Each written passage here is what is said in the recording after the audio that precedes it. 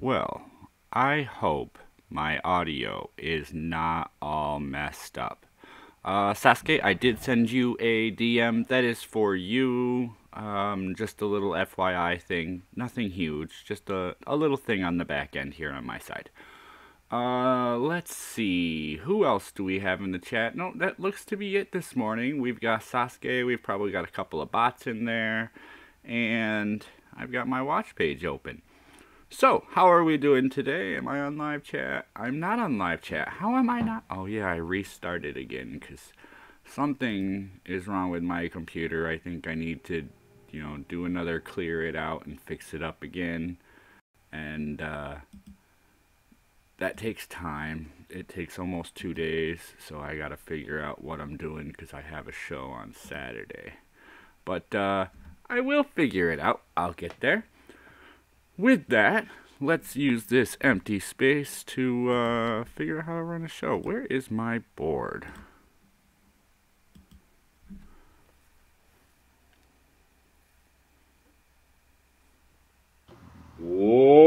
Welcome to the Great Debate.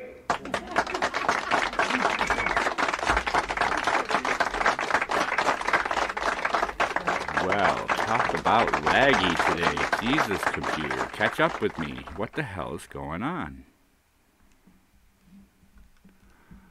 Alright, we're gonna have to shut shit down and see if we can achieve a little more speed on my end here.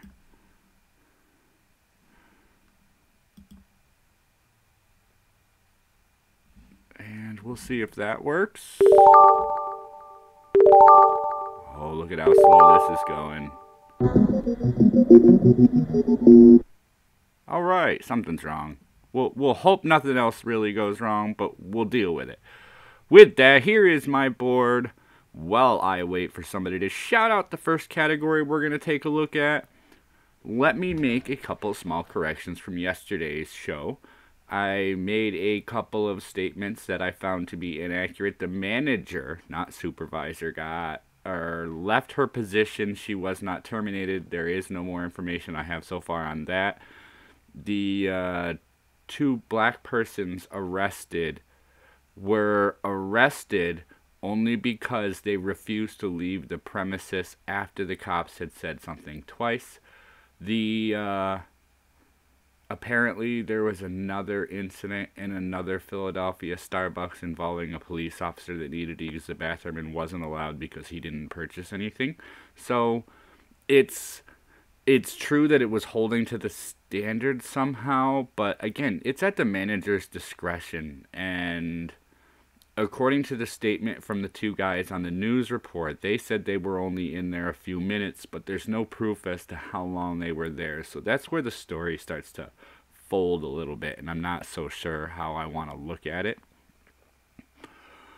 what else is there to talk about? Hello, anybody and everybody who's showing up. I am waiting for a topic to be chosen to ramble and rant about for a few minutes, so if you would ever so kindly like to throw your suggestions for the first topic of today's show, that would be wonderful. Other than that, I was looking at the whole situation with the Starbucks, and I'm still not. Oh, we have a topic. I'm still not satisfied with the totalness of the information from the situation. I think that the ADL and the NAACP or whatever it is all jumped in on it way too quick and made a huge issue of something that was because they wouldn't listen. But hey, what do I know? Is a sexual relationship with a handicapped individual wrong? This came up in a topic of conversation the other day, and it came up a few weeks ago on other live streams for other people, and let's discuss this openly. There is a stigma about dating handicapped individuals, and the reason the stigma is there is because of a fear. Now, as a non-handicapped individual, if I were handicapped, would I still desire love, intimacy, and connection? Yes. I'm not sure what handicaps would preclude the desire for companionship. And with that being said, on the other side of that, a non-handicapped individual looks at a handicap as if they're lower. And when I say that they're lower, I don't mean that they're lesser. I mean that it would really make others who looked onto the situation think lower of them for deciding to be with a handicapped person, thinking that the reason they are could be because of their handicap. And this comes up with the JF story from a few weeks ago about the girl who had a driver's license and they were dating, and her parents said she was handicapped and had the court take possession. If it's a matter of mental handicap and deficiency, at what point do you allow that person to seek out their companionship? If it's a matter of a physical handicap, are you taking advantage of the person who's handicapped? Is it a complex where you want to feel like you need to take care of them? All of these things come into mind, both on the side of the individual who's handicapped as well as on the side of the individual who may be with or desire the handicapped person. Now, without pulling up citations, references, or statistics, I'm sure that in relationships where one of the individuals becomes handicapped during the relationship, i.e. an accident, something happened, they lost performance of something, that will often crumble relationships because it readjusts the dynamic between the individuals to where one now has to take care of the other, or feels like or the one who was injured or handicapped feels like they aren't good enough for the other person. There's stigmas on both sides. And yes, it does depend on the handicap. However, at what point do you offer that choice back to the individual, whether or not they're handicapped?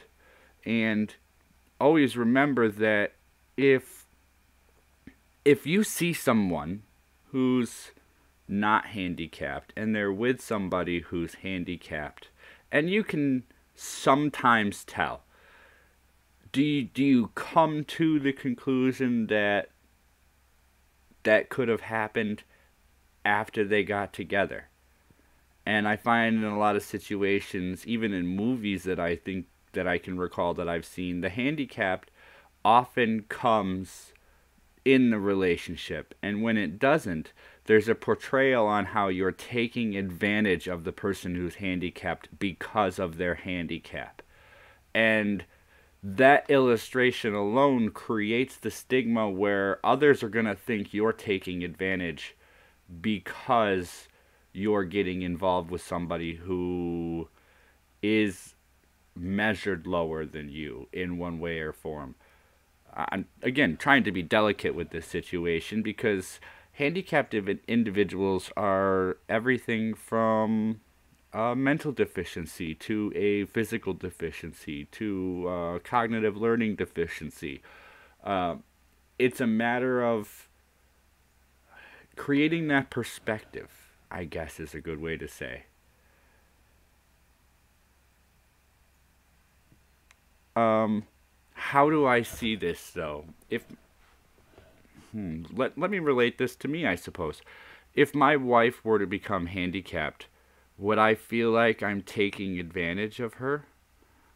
Depending on what the handicap would be, I'd still want that connection that we've always had. And if her handicap meant that I had to help her move, let's say she could speak and everything, but the rest of her body she couldn't move, and she still enjoyed pleasure, but she couldn't move. Would I be taking advantage? I would feel awkward trying to have sex with a motionless person.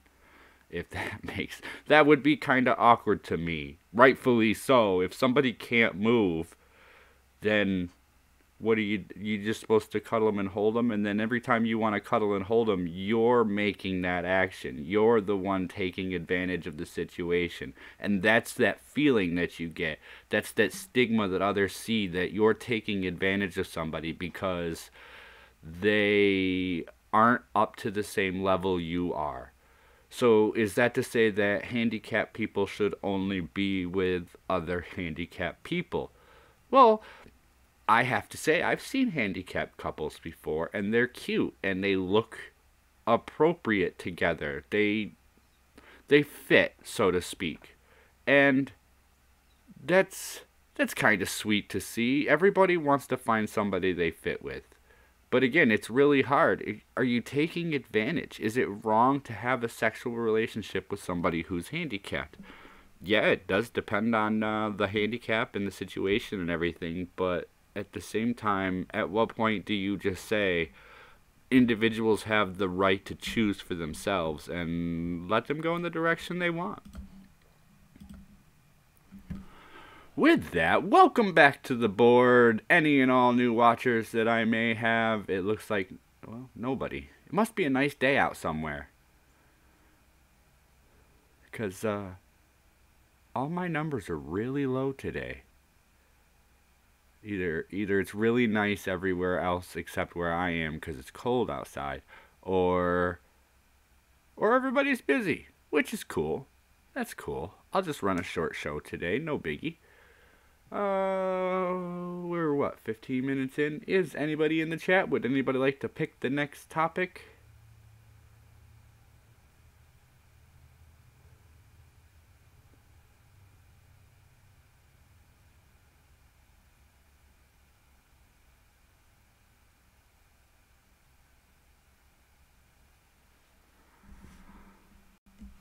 All right. Movies from the Shadow Cat. Welcome. And just as I was about to click out of here, we'll click on movies instead. So many movies portray different types of species. Which ones are scariest, funniest, most realistic, and the dumbest? I'm gonna need some audience participation in here, guys. I don't know all the fucking movies. Come on, I need some help here. So after the conversation I had on the one show with Cognitive Thought, where he implied that the species would need to have like a malleable bone or cartilage or boneless structure in order to transport at the high speeds across the universe, it kind of makes Independence Day seem realistic in the creation of the alien creatures that flew the ships and came down. Those creatures were sort of like octopus, or whatever you want to call it. The tentacles, they didn't really have bones. Which species in movies or the movies? Both. Why not? I don't care. I'll start with species, though, because species are really kind of cool. One of the... But if you want to call out either one, I'll go with it. Predator was bad. I wouldn't say scary. I'd almost say semi-realistic. Aliens... I did have a problem with Aliens, and of course, as the genre continues, Aliens was kind of on the scarier side, I would say. The alien would be ingested or implanted and then break through your stomach while you're living. Now that's kind of horrifying. It makes me not hungry right now, but my stomach's grumbling anyway. It's scary to a point where they made it seem like the alien had to gestate in your stomach. Now, the problem is that they kind of made that alien gestation period like a couple of days, and you wouldn't realize what was going on the first day. You just felt an upset stomach. I'm sorry. Pregnant women feel things moving around. That thing grew quick. You would feel that. Plus, what cavity would it grow in? Would it grow in your stomach? In which case your stomach lining would be stretching and you would be feeling that. But yeah, that is like the scariest one right there, is the alien breaking through your stomach. One of the dumbest. Let's go for two of the dumbest. Mars Attacks. Dumbest because it was meant to be dumb. Along with Coneheads, also meant to be dumb. But good movies. They were humorous. I kind of liked Mars Attacks a little more than Coneheads, to be perfectly honest. Lungs, Chestburster. Yeah. Oh, did they go in the lungs? I thought they were more in the stomach, like the upper stomach cavity. And it was always weird to me where it laid. And then there was a new Aliens that just came out that sort of went into some of that, but I didn't catch... Like, it located the area of the body where a gestation happened, but it didn't centralize, like, it didn't explain what was going on. It showed the organs around the gestation of the species. But yeah, I guess it would be between the lower lungs and above or around the stomach area. Mars Attacks, I forgot about that one. That was a funny one. The reason it was dumb funny is, did you notice that their hands could be exposed, but their heads couldn't? Or, no, wait, they did take the helmet off there at the beginning for a second, didn't he? Wow, I haven't watched that movie in a long time. Definitely fun dummy. Why does he shoot the bird? But, cool. And again, dumb funny. They were little. I guess that... What would have to have a need for not having bones? Which makes... the aliens in Independence Day kind of the scariest. Or no, not the scariest, the most realistic. So aliens from Alien are the scariest. Aliens from Independence Day would be the most realistic. Let's go with Coneheads for the dumbest, and Mars Attacks for one of the funniest. Smurfs are a funny species. What was it for? Pregnant alien draft idea. The worst would be The Thing. Do you guys remember The Blob? Does anybody remember The Blob? I know I'm an old man here, but The Blob was a creature that grew by expanding. And it was alien to Earth. It was, wow, I was like 11 when I last watched that movie. Give you a little bit of my age there. The Blob had no bones, but it grew.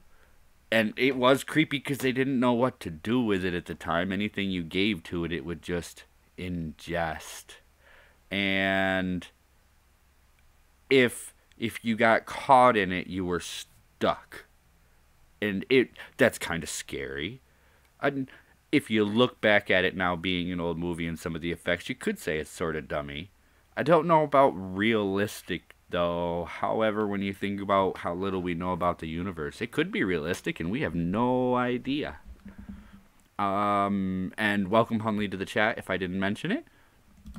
Here we are done with movies. Pardon. to the board with 2 items gone and so many left to do. What time is it? Oh, we're good on time.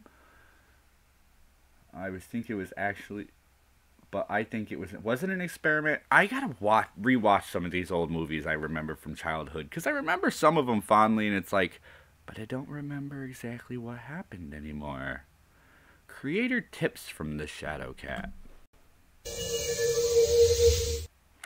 Don't look back, look forward. While it is important to know how you grew, keep focus on where you intend to go. This is more for an inspired creator than the random, hey, look, that's a funny 30-second video, let me toss it up on my page. I do my best to look back at my videos and at the same time ignore them.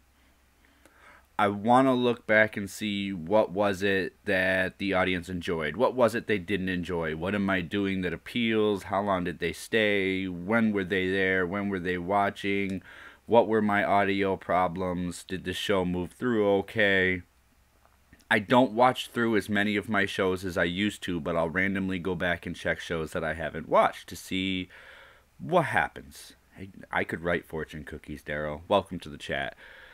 When you're trying to create something, you can look back at what you've done as a reference, but you have to look at what you intend to try and do, or you're going to lose focus on what it is you're doing. There's days that I can sit here and try to look at the old games for inspiration, but by the time I get done, I'm just going, well, this all sucks, why do I still do it? But then if I stop, remove myself from the game, and look at the reason why I created the game. The point of questioning things and looking for alternative answers, or just randomly talking about dumb subjects to see what new thoughts might come up in my head about those subjects. And that is the point of the game. The point is to talk things out, to get different perspectives, to get ideas, to get to get a conversation going about topics that's not necessarily, you suck, you're an asshole, why the hell are you reading that website for your statistics when you need to read this website for your statistics? Why are you not eating 3 times the lentil and draining it 13 times a day? These are just so much information and so many questions I end up having when I'm trying to go through and get information. That how do you appropriately question these things? How do you open the discussion without saying, well, I don't agree with veganism, but I want to talk about this little section right here, without allowing it to get back to the rest of the conversation? Well, let's talk about it from perspective. I'm a numbskull. I'm just an average, everyday guy. I've got a little bit of education, not more than most, somewhere in the middle. I sit in the middle on most topics. I try to think through things on both sides or multiple sides, depending on the topic. So the best thing for me is to find a way to talk about my questions and talk about the things that I'm thinking about and look for the perspective and the analysis on it. And that's why I created a game. So to move forward, I always have to remember that the point of me doing the game is to talk about these things, to bring up conversations about stuff that sometimes you don't hear, sometimes seems stupid, sometimes just have a dumb conversation for the sake of having it because you're being exposed to information. When I look back and see how good or bad shows go and try to judge what I'm doing or how I want to continue based on how good or bad a show went, it's more to see, is what I'm doing repeatable? It's really hard to tell what to do when you don't have information on what you've done. But at the same time, you can't dwell on what you've done trying to continue with it. You have to remember what your original goal is. And I'm sure we've all heard R.I.P complain about this a few times. You have to remember what you're doing. Remember what your goal is and where you want to go with your project. And as a creator, always try to keep that goal in mind even when you look back to see what you're doing. Like, interesting fact, you know one of my best shows? One of my best shows immediately within the first 24 hours, and over a long term, one of my best shows has been with no guests, and I cannot, for the life of me, figure out why. I've watched the show twice through, and I've tried to see what I can do to recreate it, and the harder I work at it, the more frustrated I feel. But when I walk away and I try to just clear my mind, and the first questions that come to my mind when I look at the topic category, those are the ones that seem to do the best in the show. And as weird as that is to say, putting the focus on what I intend to do and moving forward with the intent allows me to put in better questions than looking back at what I've done and trying to recreate the positives that I've made. So, as a creator, reading the tip again, don't look back, look forward. While it is important to know how you grew, keep focused on where you intend to go. I don't grow my channel, but I have over time redefined how I make videos, finding what I enjoy, what I'm capable of, etc. Yes, as you go, you continue to learn, and learning gives you new ideas. As long as you're continuing to look forward at continuing to learn and continuing to take those new ideas and mold them in what you're doing, you can continue to advance, even though my analytics this week don't show that. However, if you lose sight of what you've done to get you there, how will you continue? If I don't look back and go, okay, there was good shows and bad shows, I can do this on my own and people still enjoy this, so I will do it on my own, but I'm still throwing out invites to see who wants to come. I'm trying to learn from the mistakes, figure out where I made good, figure out where I did bad, and make the adjustments necessary to continue towards my inevitable goal, which is I'm going to ramble and talk about stupid stuff for a while, because that's what I do. That's what I've done now for months. Even the videos I made. Randomly talking about this shit, trying to put in the little interjections on how I see it. So instead of trying to interject with how I see it and my argument, I just want to talk about the situation and then get out my feelings about it and then see what somebody else has as a rebuttal to make me question it. That's me. That's me and the topic. Wow, we cleared a whole row. Bingo! What are we doing next, guys? What are we doing next? I really hate this YouTube watch page, by the way. Because it says I'm the only person here right now, but then it says there's 4 people watching. What the hell is going on? Oh, so frustrating. What are we gonna do? I think for me, it's that I'm not looking to get big. This isn't my job. It's a hobby. I don't think I want 100,000 subs. I tell you what, this is how I see it. This is a hobby. And you're on your phone. And for me to enjoy my hobby is important. So on the days that I don't feel like I'm enjoying myself, pushing myself through makes it a job. Why would I make it a job? Partly because instilled in me a little later in life is to keep a rhythm, to get a pattern and a schedule and go with it. So oftentimes I find myself trying to lay out either the next couple of weeks or the next couple of months. Good morning, Patrice Ripley. And try to get an idea of where I intend to go, to get that forward sight. And then I break down everything I have to do to where I gotta go, and I work on it, and I schedule it out. So for me, it's a hobby, but in order for my hobby to fit, I have to make time for it and schedule it out. Which is why, again, there will be changes made to this show over the next couple of weeks that are really going to affect the time schedule and the amount of time I put into the show, what time the show is going to be on. What I'm trying to do is lay out my IRL schedule, fill in with fill in with the hobby that I have. So if I can fit my hobby into my IRL schedule 2 days a week, then I'll do 2 shows a week. If I can fit it in, if a lot of people really want to see the show, that creates a demand for it. That makes my hobby more worthwhile for my self-esteem, and I'll put more time into it.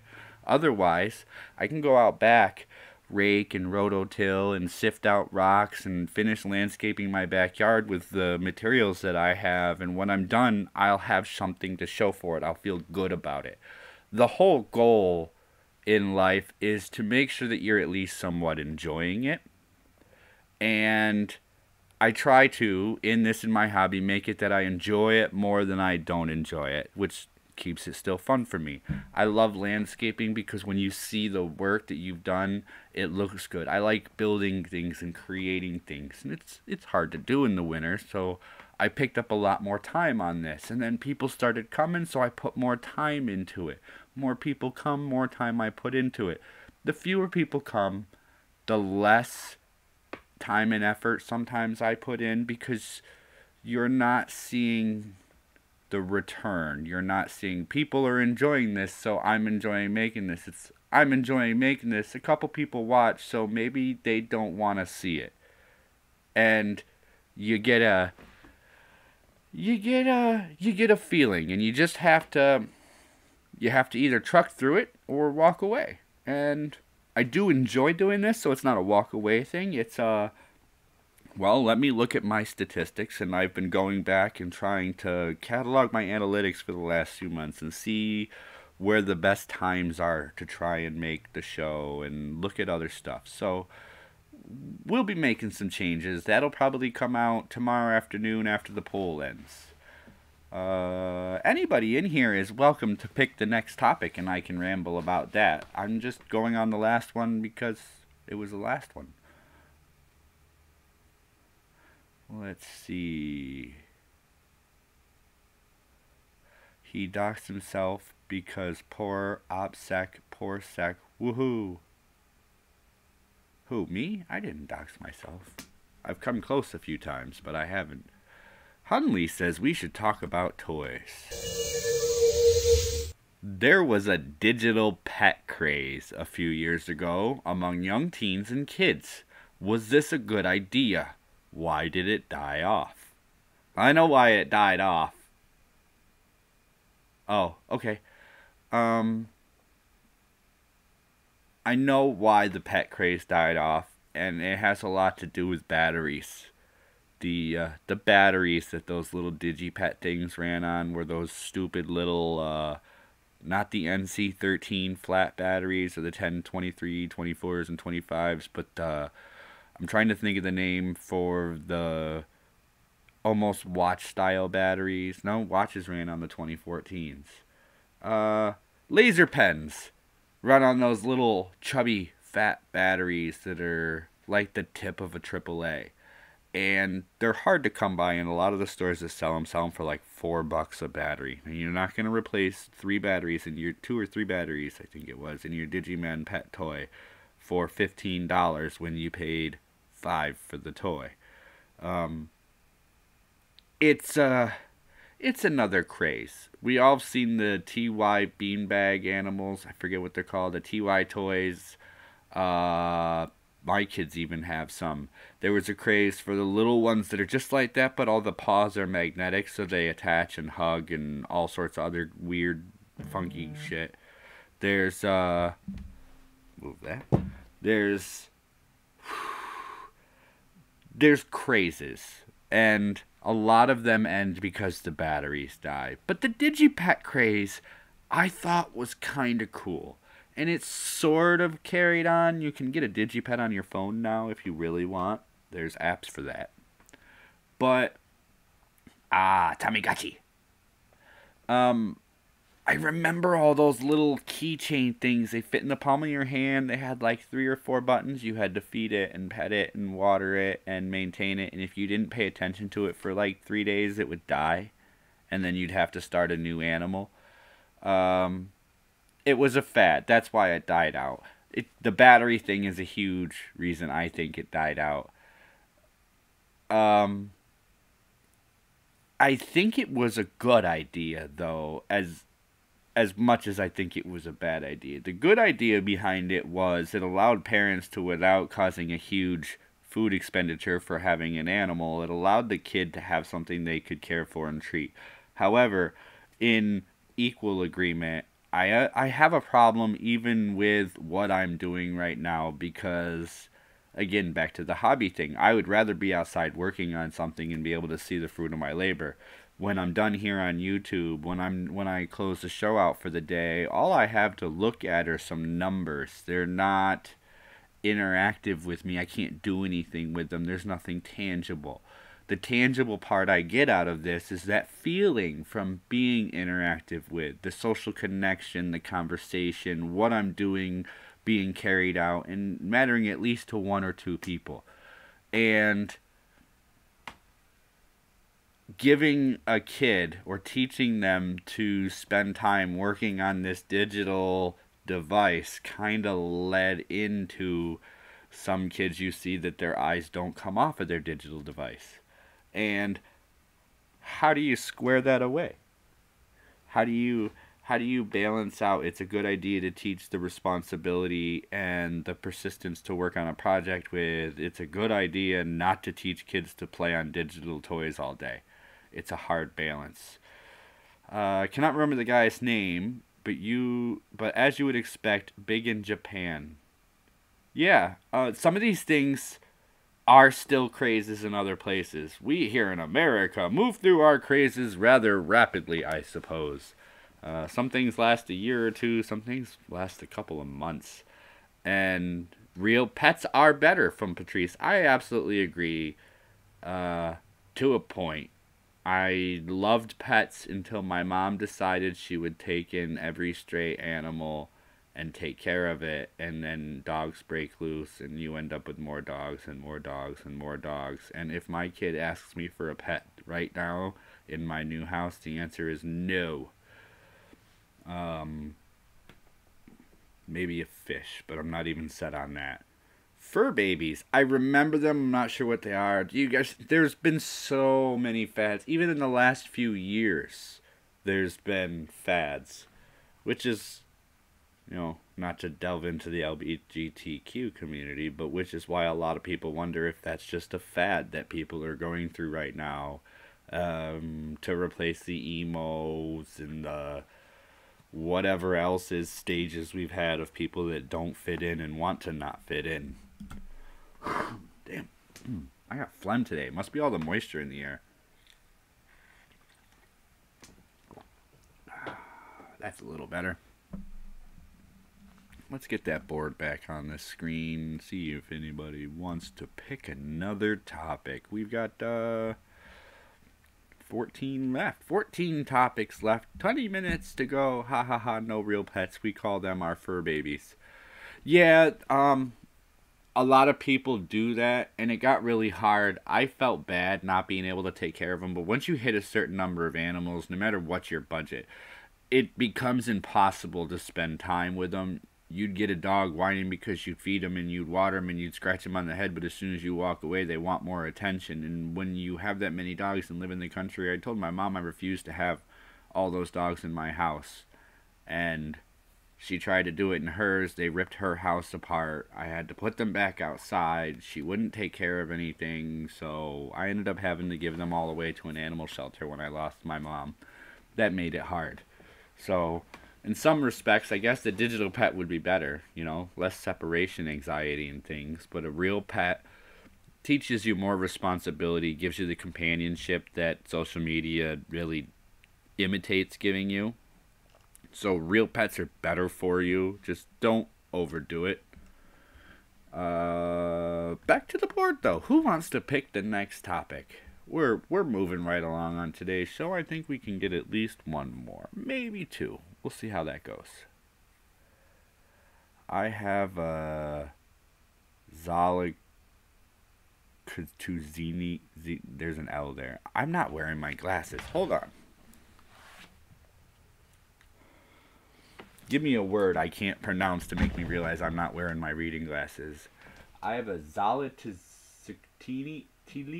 a Mexican hairless intermediate size, a Cicerno del Etna Sicilian hound, and a half standard Zolo half Pharaoh hound love affair at Westminster Dog Show. Oh, see, yeah, that's like collector's dogs. Those are collector's dogs. Those are expensive breeds.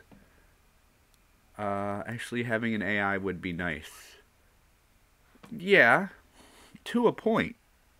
Again, what do you get out of it? It doesn't really help you to have a artificial pet. It gives you some of the responsibility, but the output you're receiving wouldn't be the same as having a pet. Video games it is, though. Data, welcome to today's show. That's fine.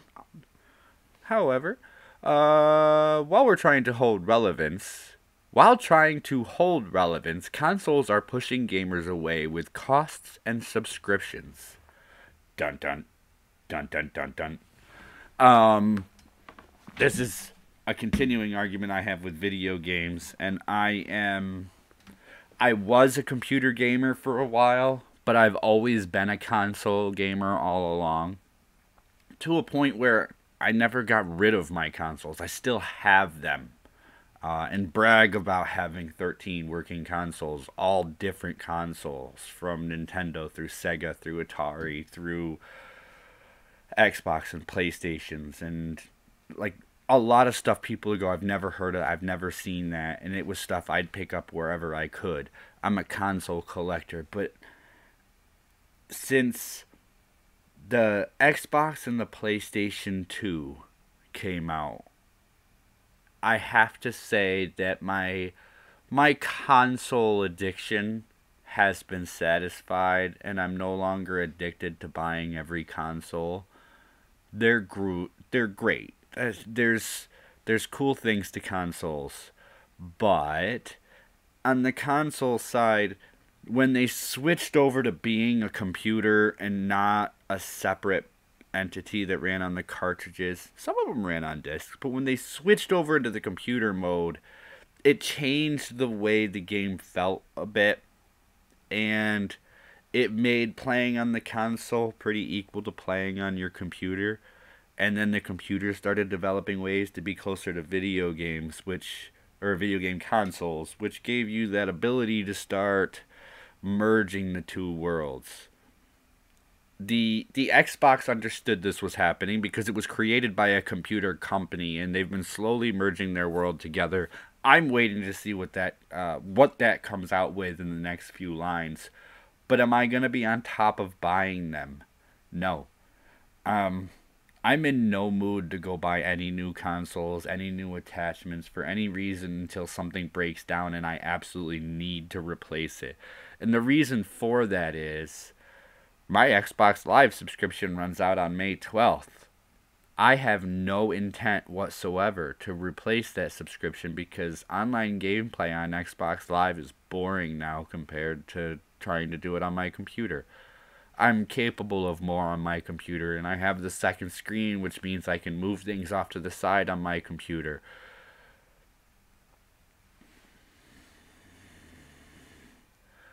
Nope, disagree. I'm getting a service, free games each month. Don't get me wrong. Yes, PC, Master Race, but I still love the ease of console gaming. Yeah, Xbox did go through and make their Live give you games for free every month. What is it? 2 or 3 games for free on the Xbox Live that you pay for now. And it's $60 a year, which isn't bad. I don't have the PS4. I don't know what the PS4 yearly membership fees are, and I don't know what they give you for games and how well they connect between your Xbox and your computer. I know that after some playing in my gaming here, I can get some of my stuff to connect between, but that right there is going to start to become a large reason that people move away from consoles, is unless the network on consoles grows, which it is kind of moving over to PC for the cost. Unless the network grows, people aren't going to want to sit there and play. Unless they start connecting PC to console networks, and then it's going to be, well, what do you prefer, Xbox, PlayStation, or computer? But you can still play against your friends regardless of their console type. The cost and subscriptions to be able to access the network yearly after you pay $400 or $500 for the console. I understand it's a different section of the business, and their income and their ability to provide those services comes from that monthly fee. But does it balance out? I don't pay a monthly fee for my computer to log into the same sites, and I don't get as many free games from it. But I don't play all the free games because they're not all cool. I didn't pick them. They were just randomly chosen. I'm not about a PC master race because honestly, I'm still addicted to consoles. Sometimes I'll shut my computer off, just turn the Xbox on, grab the controller that I can literally use on both. It's a wireless controller, but I have the little dongle for my computer to allow me to connect it to the computer. It's so cool, the abilities I have, but with what consoles have done with the membership fees and connecting to the services, being required to use certain features, that takes away some of the fun of the console being separated from the rest of it. If you're going to connect it to the internet and make it like the internet and get a service fee to connect into everything, well then connect to everything. Let me play against people on the computer. Let me put my son on my Xbox on the game, have the game on my computer, be able to play against him in the same world using different consoles. That would make it more viable. But if they don't begin to do that, I see consoles as slowly dying out as people take their console equipment and put it on their computer. No matter how hard the console competes, it's still going to be limited, whereas your computer is advanceable on a regular basis. You can upgrade your computer for less than it costs to upgrade your Xbox. That's comparable. However, if you want a very, very, very capable gaming computer, it's going to cost you 5 times what an Xbox will. But then you don't have to replace it when the console updates. Just when you burn something, hey, I need $150 for a power supply or $600 for a new video card to upgrade. So yeah, there's the trade-off. I'm not trying to argue for or against the race. I just hate those subscription fees just to connect to the internet on something that connects to the internet. Dumb. Moving on. Let's try to get one more topic off on today's show. 1, 2, 3, 4. We've done 5. Yeah, I would say the PS4 pays for itself in games at the times massive discounts on new games. Eventually, yes, they will adopt cross-platform. I hope so. I honestly believe in the next 5 or 6 years, if console games don't start accepting cross-platforms, then they will die off a lot faster. However, in saying that, I realize that means that video game or computer gamers are going to probably have to pay memberships to get into those servers to play against console gamers if they're still paying memberships to get into those servers. So that's another caveat to that, I guess, would pop up, is once they did something like that, they'd have to find a way to charge more people to get more money out of it. Anything else? No, it's a slow chat today. PS4 is on the holdout for now. PS5, I believe, comes out this Christmas. So, if you haven't bought a PS4, don't. Then again, buying the first generation new system isn't the best idea either, because it ends up with all the quirks. But being that PS5 has explained their launch before Xbox did, I'm willing to bet that the PS5 is going to have better tech in it than whatever comes out in the next line of Xbox. It'd be cool, instead of seeing them replace the systems, maybe if they came out with a system that was adaptable like the old Segas. I have a Sega Genesis 16-bit. Then they updated it to a 32-bit, but built the system so you could buy other attachments and things to add on. So I have the Sega Genesis base plate for this Genesis CD connection. And then I have the 32x drop configuration thing that you put on to play expanded games that were built after or new tech from when the system came out so the system could still do it. Controversy it is. Controversy. Elevating marginalized persons with mental and or physical disorders is for the betterment of mankind. Damn it, I gotta learn how to proofread. Here is a question, and this kind of goes back to one we've already hit on, because sometimes the questions line up like that. Is a handicapped person... Let me formulate this thought here.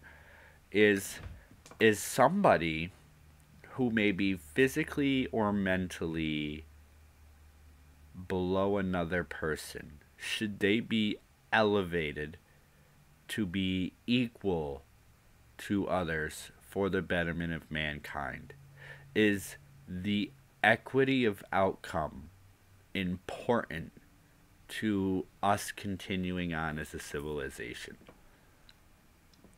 This is a weird one. Why did I write this? Why do I write anything? Because I got to. It's what I do. I have a problem with this identitarian politics and trying to use that in everything. Not everybody is equal. And have a good one, Shadowcat. Not everyone is equal, and trying to hold people who don't hit a standard up to a higher standard than that they hit kind of harms them and others. It easily relates to a socialist style where no matter what you put in, everybody benefits equally.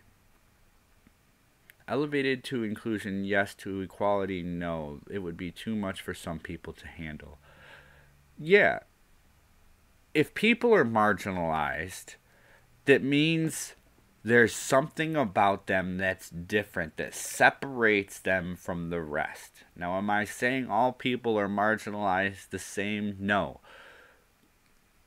Some of what creates the marginalization is how we see that group, and some of it is how that group sees themselves.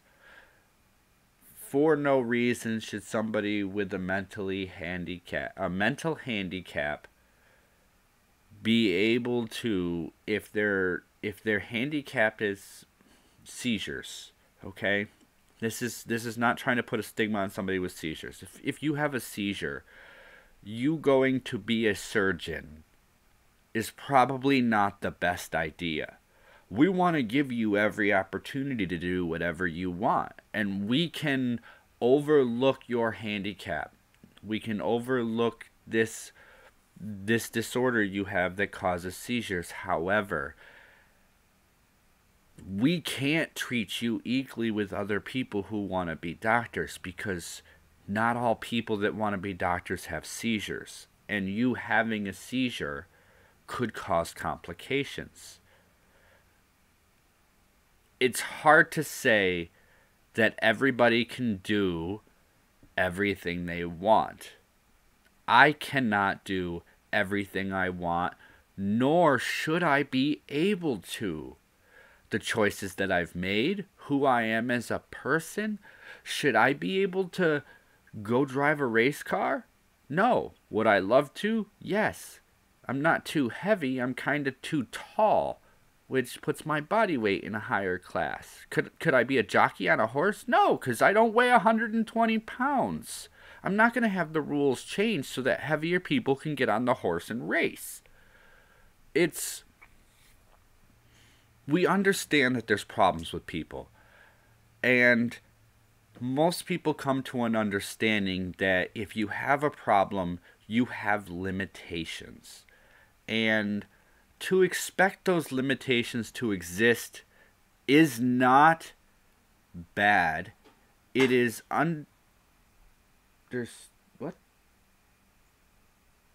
It is understanding the reality of the situation you're in. And to hold marginalized people who are marginalized because of mental or physical disorders, handicaps, or anything, to hold them higher, to try and equal them out for the betterment of mankind, would probably work to the opposite effect. You give up a little bit of your... Yeah, that's what I'm thinking, because there's nobody here and a can just fell off something in the kitchen. You're holding to your expectations. Now, can some people exceed expectations? Yes, but only to a point. Don't be mean to say handy-capable. Don't you mean to say handy-capable? No, I don't. No, I don't. I'm sorry. I'm sometimes nice about things, but politically correct, no. My niece is technically handicapped. Do I hold that against her? No. My cousin's handicapped. I hold it against him? No. I treat them all normal. Do I expect them to be capable of doing the same thing as other individuals in my family? No. I don't. And nor would I consider assigning a task or expecting them to be able to, or nor could I, for the life of me, ignore their handicap and just ask them to do something that their handicap would preclude them from doing properly. And yes, this can be applied generally to people in the public. If you don't know how to do something, you're handicapped on that, don't do it.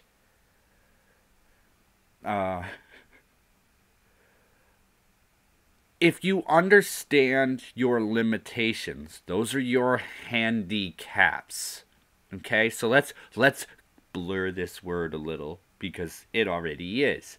Your limitation is your handicap. You cannot exceed your handicap without overcoming it. And once you overcome your abilities, your new ability is your new handicap. Okay? There is no reason that somebody with a higher handicap, less of an ability, should be doing the same thing as somebody with a very low handicap or a very high ability to do. It's meritocracy. That's me. I like meritocracy. If you're going to get something, you got to work there. If you screw up, you're not going to get there. This is my perspective. However, I don't think handicapped persons are lesser individuals. I don't think they're not equal to me. I just understand that different people have different handicaps, and your handicap is your limitation. And to expect you or think you can exceed that limitation is kind of almost as mean as saying that you're flat out handicapped and can't do things. Greetings, Henrik. Welcome. I'm glad you missed me. Yeah, I live with chronic pain. Even walking is a challenge. How do you have a perspective without eyeballs? You could have those earballs. If they were earballs, would it then be eye drums? Well, with that, love how some of these came out today. And here we were going to end the show 17 minutes in because the chat went empty and I didn't have anything to talk about. What else do I got to do over here? Thank you, everybody, for showing up today. I'm glad some of you do enjoy the show that I put on. I will be probably releasing a video with some information about what I'll be doing with this show over the course of the next couple of months. So, as I figure that out, I will let you guys know.